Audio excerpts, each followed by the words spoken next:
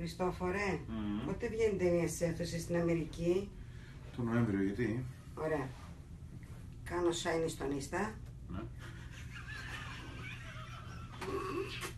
Πότε βγαίνει ταινία στις αίθουσες στην Αμερική? Το Νοέμβριο, γιατί? Ωραία. Κάνω shiny στο Insta. Μετά πάω για scroll down. Λέω να παστώρω το story για τους followers. Θες να σε ταγκάρω τώρα? Όχι, άσε, το ταγκάρω τον KC. Ωραία, κάνω sign in στο Insta. Ναι. Μετά πάω για scroll down. Λέω να παστώρω το story για τους followers. Θες να σε ταγκάρω τώρα?